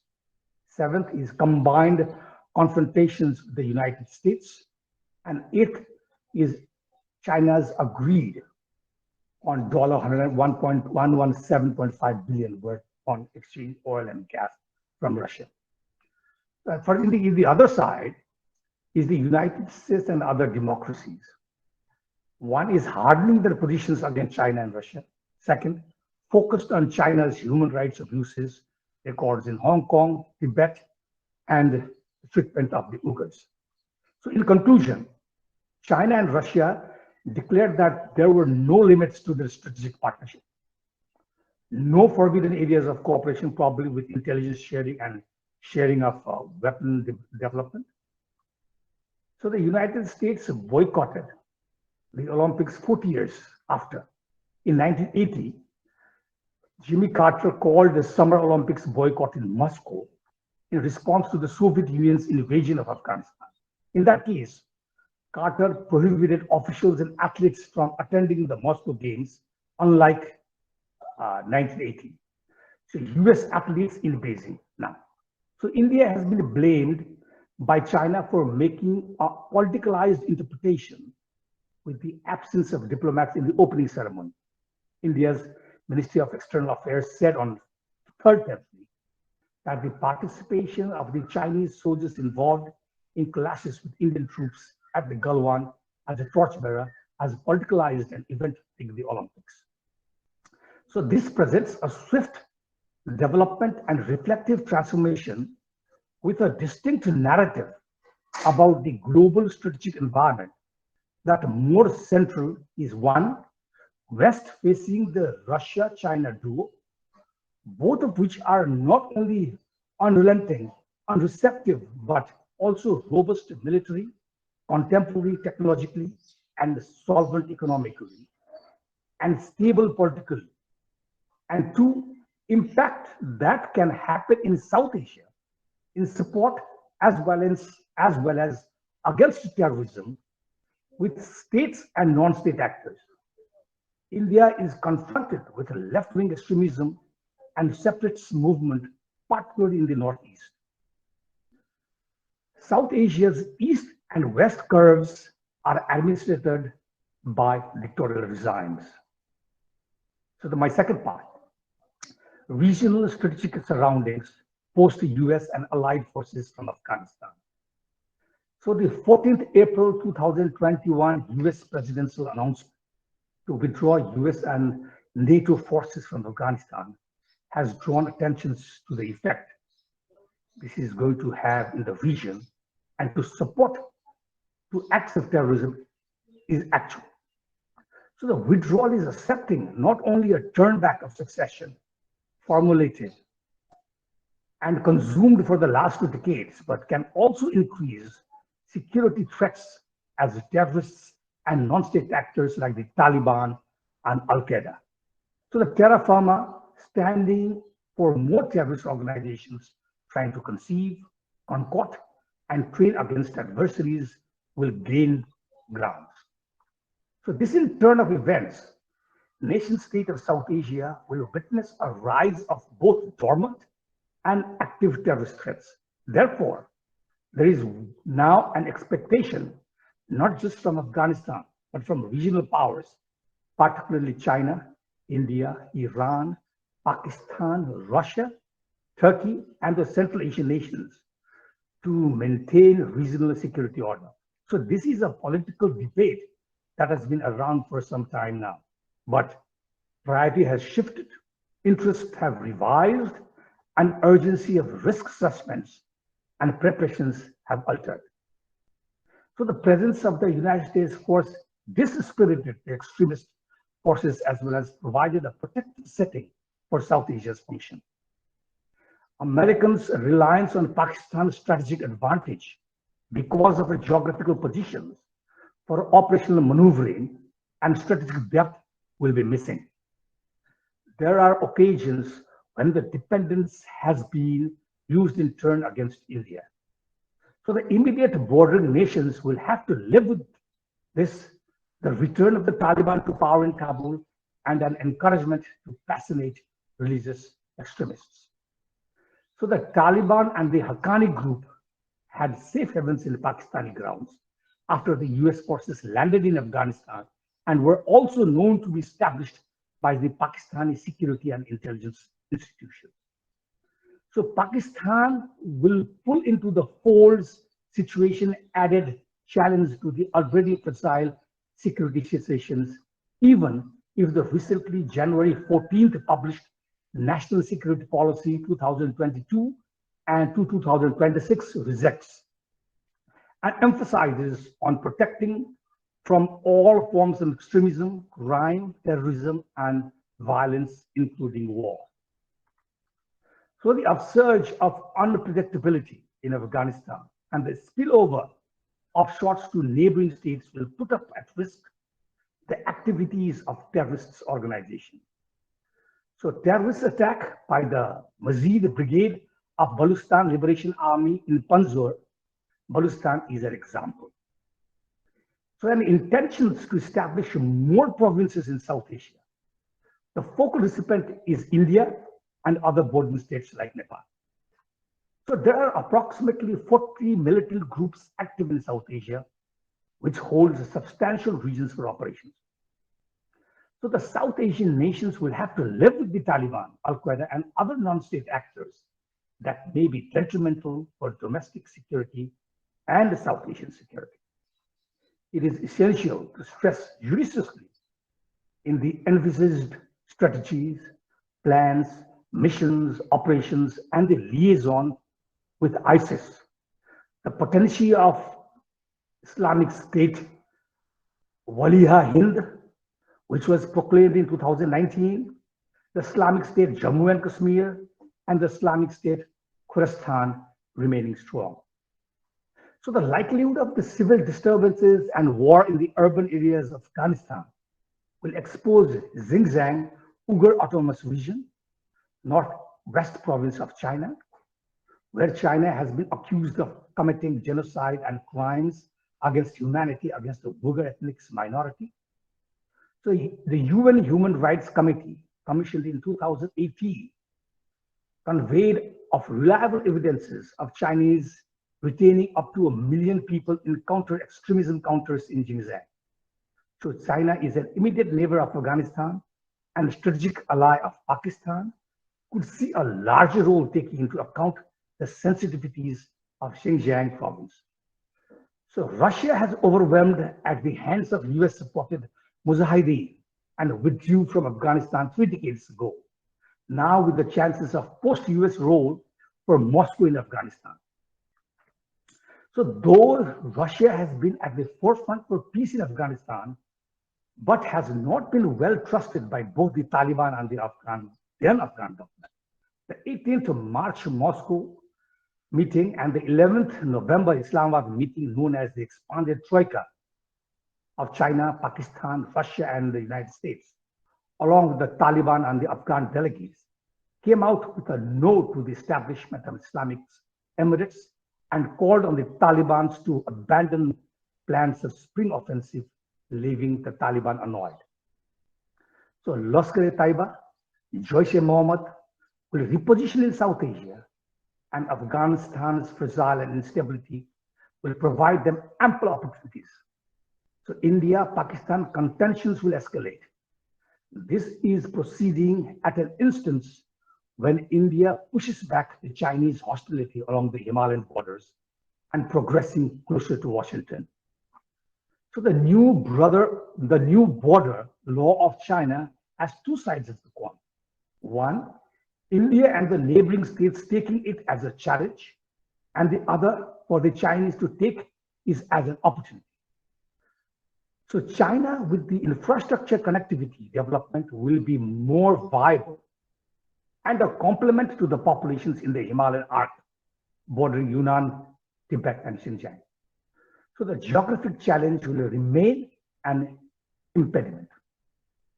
Part 3, Nepal's national issues. So with the geographical and geostrategic shifts, Nepal is looking at China's opening as an opportunity to reduce dependency that Nepal had to bear as a landlocked country. Democracy has restored in 1990. People's War initiated by the Maoists in 1996 ended with the initiation of a 12-point agreement by the then UPA government of India. Peace process began in 2006. Federal Secular Republic were proclaimed by the Second Constituent Assembly in 2015. BJP 1.0 was reluctant to support the constitution. So the country is attempting to retract into functional state building. It is important to reinstate national priorities and revisit the prisons of political order and state capacity. The Constitution of Nepal had envisaged certain functions derailed due to recent political variability. Therefore, it is now time to ask political and institutional leaders to remember their envisioned role and responsibilities and tame a monopoly of their powers. So the future stability is moving ahead with 3 things that are important to consider: national order and state building. Second, strengthening national and federal institutions, and an applicable election. So state building is one of the most important issues for Nepal because break or fail governments and constitutional issues are the source of numerous thoughtful glitches, from poverty to economic impact post-COVID-19 pandemic, to trafficking, to terrorism. So political instability, intra-party feud, and persisting in power for personal ambition has been the precedence when Nepal should be moving forward to build the nation and the state. So there are 6 extensive archetypes showing the political contours: national identity, working with the federal setup, inclusiveness, democratizing the institutions, religious freedom, and use of resources for economic enhancement, as well as future inability and procured money from various means like taxes. So the incorrect modalities could direct via wherever course or turn of mishmash or both permitting imminences. So the recent political dilemma leading to instability is just one example of unprofessional conduct and mismanagement of political authority for national order and nation building. So the nation is in a shattering status. The state of affairs of national security is vulnerable. Uncertainty is taking stride. The national challenges are getting more complex and political. Economic, diplomatic, social, cultural state affairs is ambiguous. So this is impacting Nepal and India's friendship and may even create a conducive environment for terrorists to take advantage of this shortcoming. Now, lastly, how do we move forward? So with the geopolitical swing, India possibly will be comparatively detached in preserving its security interests. Terrorism in South Asia based on militancy. So now is the best time for South Asian nations, along with the concerned regional organizations, to reassess and re-examine regional security risks, threats, and challenges. The United Nations Global Counter-Terrorism Strategy, which agrees on a common framework with 4-pillar plans of action, offers a collective outline to this. In addition to the international framework, existing regional structures and plans of organizations, including SAARC and BIMSTEC, presents workable documents for regional collaborations on issues relating to border security, mutual legal assistance, the law enforcement, the importance of developing effectively broad-based regional response to the threat. So there is also a regional conventions of suppression of terrorism, 1987, August 2008. So what I'm trying to get is it is time that we expedite these regional setups for benefiting our terrorism, acts of terrorism and subversion. So the fourth BIMSTEC and the Kathmandu summit stressed on the fact that terrorism and transnational organized crimes continue as a great threat to international peace and security. So the BIMSTEC nations initiated a joint military exercise to address common challenges as well. So these must continue. So by expediting the Chief of the Army Staff's Conference, the Security Chiefs Conference, so that both bilateral and regional. So all in all, it is time that existing international and regional frameworks on geopolitical security should be prioritized and collective endeavors adopted. Previous to triggering the regions of standing more vulnerable to political stability and left-wing extremism that will lead to infuriations in a bilateral relationship. So if there are any other questions, things like you can take in the question and answer. Thank you once again.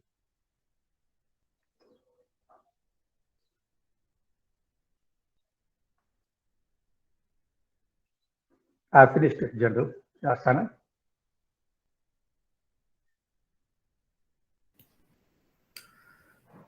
Thank you, General Vinod, for the strategic scan which you gave it at the global level and the regional level, and also addressing some of the issues of the non-state actors in South Asia and what goes behind it and how best it can be tackled. In fact, in the question answer session, I would request you to comment on the left-wing extremism, how given the porous border between our two countries, do you think the measures which have been taken, are they adequate, or do you think something more is required? Also, I'll also request Dr. Vibhu to be commenting on the land reforms law, the forest laws, as well as the uncontrolled mining activities. How do they impact the left-wing extremism? So I think now we have a bouquet of questions for all the panelists. I'll request about 3 to 4 minutes to each panelist to address the question which have been put in the chat box, as well as which I have highlighted before we close the session, because I'll also need about 3 to 4 minutes at the end to wind up. So we'll start with Dr. Maheshwari first, and then we'll continue thereafter. Thank you very much. Now, I start with the two questions which you posed to me. Now, number one is whether we are in favor of the further expansion of the Central Armed Police Forces.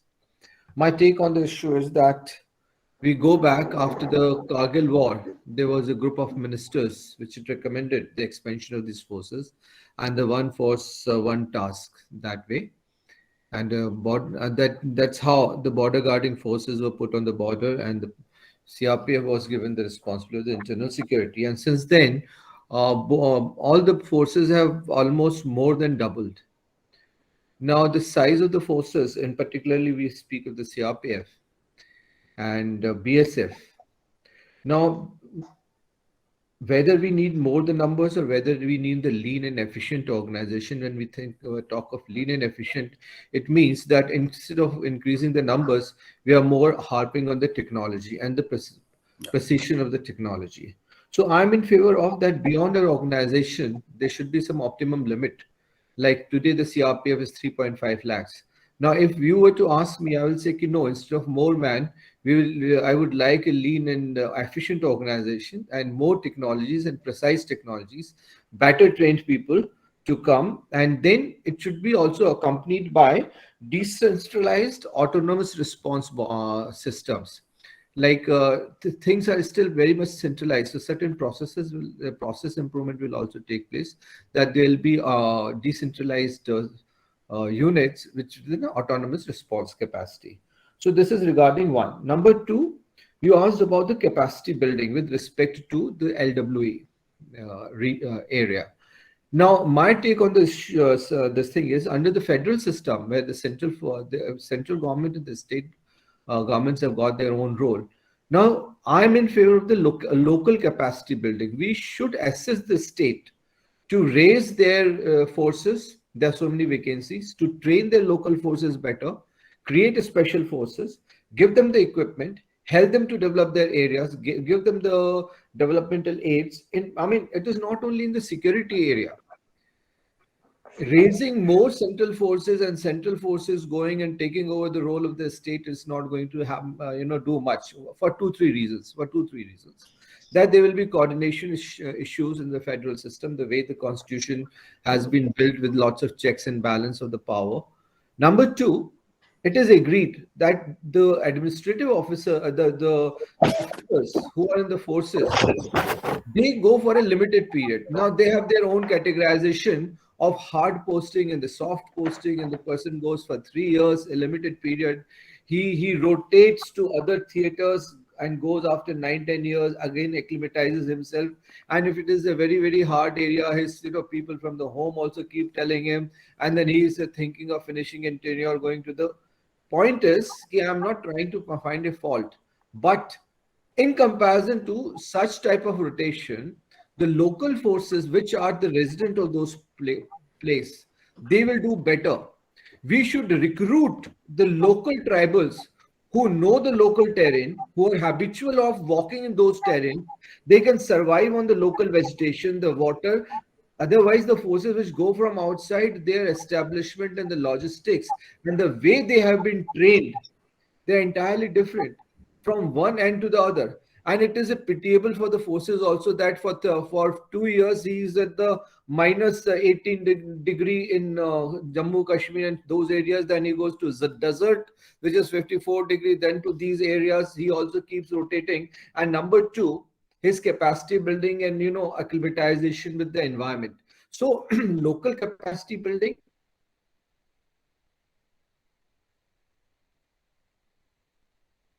And if you go into the history also, the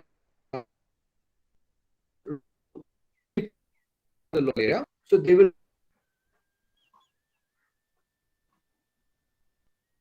do better. And there, another thing, I'm not into the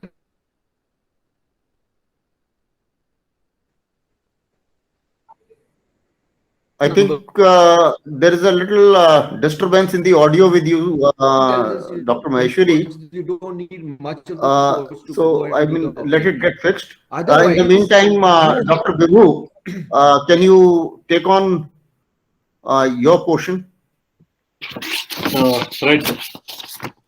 Okay, I'll try to sort of combine your question. Sure. There was no specific question for me, but your question are also some of the points that were made by made in the presentations before.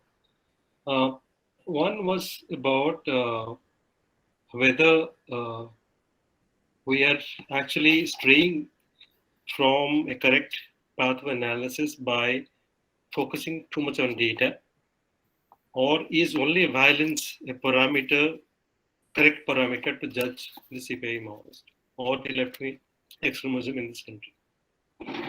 I, for one, who believe, and for obvious reasons, that CPI Maoist is essentially woven around the concept of violence. Without violence, without belief in parliamentary democracy, the constitution of the country, or the political system that we have, there will be very little that will distinguish the CPI Maoist from the CPI or the CPI-M or even the CPI-ML. Even the CPI-ML glorifies violence to an extent, but it is still has belief in the parliamentary democracy of this country. That's why it is not a bad entity.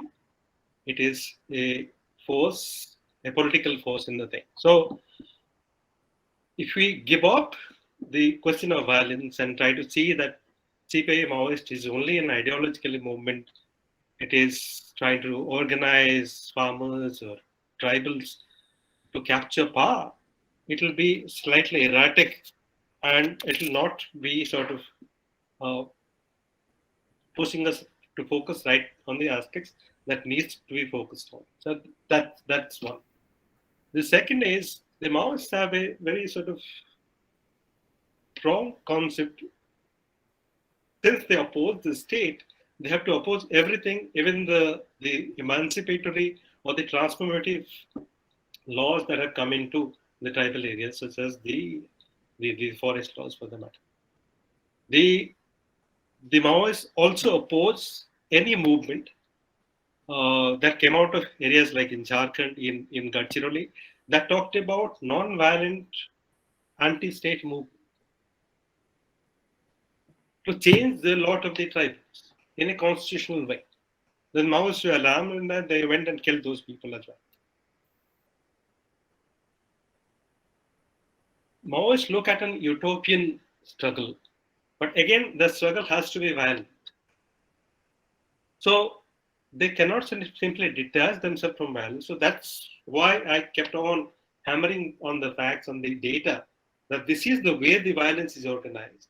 And if you address this kind of things, probably we're in the right way to resolve the problem in the next 3 to 4 years. I'll stop here, sir. Thank you. Okay, thank you, thank you.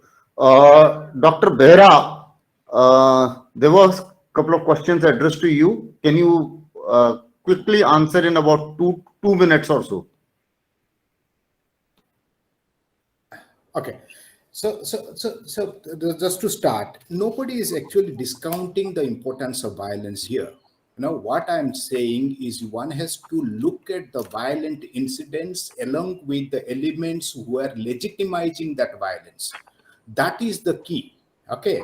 So what happens in most of the cases when we juggle with only data and when we say that the violence level has come down, hence the Maoist thing has come down, that is absolutely a very, very limited understanding of the Maoist movement that most of this kind of analysis actually resort to. So my point is not actually discounting the importance of violence in dealing with Maoism. Okay, one has to deal with, there has to be multiple approaches. You have to have a military approach in dealing with the violence. There has to be a counter-insurgency for that. But you need to have a mechanism to delegitimize this romanticization of violence. Now, that is what the problem, that is what exactly the urban Maoists actually do. That was the point. So then coming to the question, There are two questions, one by Ms. Nidhi Bahuguna and another by, okay, before I forget, Asthana sir, you had also a very, very, very pertinent question about the leadership and the aspects of representation among the tribals. When we are keep on saying these tribals, let's also be little guarded that the tribals are not the only marginalized groups who have, or a section of the marginalized groups who have actually rendered their support to the Maoist. You will also see in Chhattisgarh, Jharkhand, Odisha, Gadchiroli, and all these places, you have also equal percentage of the kind of scheduled caste people also have kind of rendered that. So a marginalized section of the society will be a safe terminology to use rather than reducing the thing only to the tribal. Okay, my extensive travel in these areas, I can very safely tell you that not even 5% of the tribals have the support for the Maoist. In fact, they hate them. Okay, because the way the revolutionary things have been imposed on them. Somebody who is to be called as a Gunda is now called as a comrade, okay, which they hate. Okay, that is why I have a paper, kindly get into this, the common sense of the Maoist versus the common sense of the marginalized people. The people do not want to be called as a comrade. Okay, let it be there. So then, when we are talking about the representation question, the question of political inequality becomes very, very important. This aspect in understanding the violent movements have not been actually done very, very intensely in the Indian context. So you are very much right that some of the frustration, but also there is another a parallel point to that most of these people's movements have been actually termed as Maoist supported or Maoist affiliated movements. We need to distinguish between the popular movements, those have come within the framework of the constitutional rights and entitlements, and then those who are actually supporting the Maoist. Okay, so for example, those tribals who are fighting for some land are not necessarily the tribal, not necessarily the Maoist. One has to be very, very careful with that, but then clubbing it together, that is a thing. Yeah. So last, just two sentences. One, Animesh Pratap Singh, it will not be correct to say that we have not seen any development to control Naxalism. Yes, the successive governments, as I told you before, they have not invested enough in delegitimizing the ideology. They have invested a lot in actually containing violence. When the containing violence movement should go on, there has to be mechanism to delegitimize this ideology. Nidhi madam, your question was like, okay, showing movies about de-romanticizing Charu Majumdar and all that. Yes, that is, but that should not be limited to that. There is a lot needs to be done. One of the important things, communicating of the people on the ground. Okay, that will actually yield you a lot of good results. Thank you, sir. I will forgive me. I have another appointment. No problem. Okay, thank you very much for this. General Binoj, are you there? Yes, I'm here. Okay. Yeah. You can leave all the questions on the international affairs, Ukraine and all, because that's not relevant to the subject today. And just answer what is relevant today. You can leave all other questions what has been posed. Just in 2 minutes. Now, Dr. Anand, we lost the communication with you, but we got the answers to most of the questions which we had. Okay, General Vinod. Okay, now, I mean, the 10 years conflict did not leave Nepal away from the extremist movement. Though two things happened. One, the security forces handling the Maoist conflict and the Maoist movement were gathering space almost at the same time. So what this led to was, I mean, the Maoist movement's resources, their leadership, their recruitment, their finance support had a way of coming. So what? Two things in there. There are two things in that. Battery level low. Two things in that. So one is the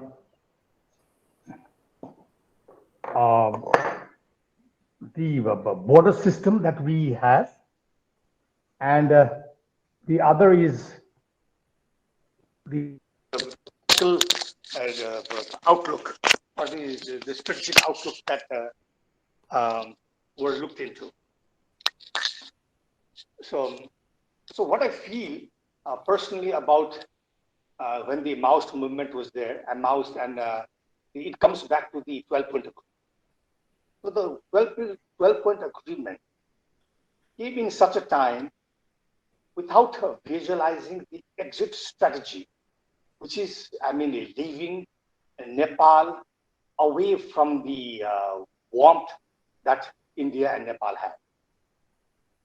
So the outlook means that the Maoist, when the Maoist came, one thing clear was, they didn't come to just, for a parliamentary democracy, to accept parliamentary democracy. They were in the minds of having the 1930 Maoist ideology with the proletariat state, which did not succeed.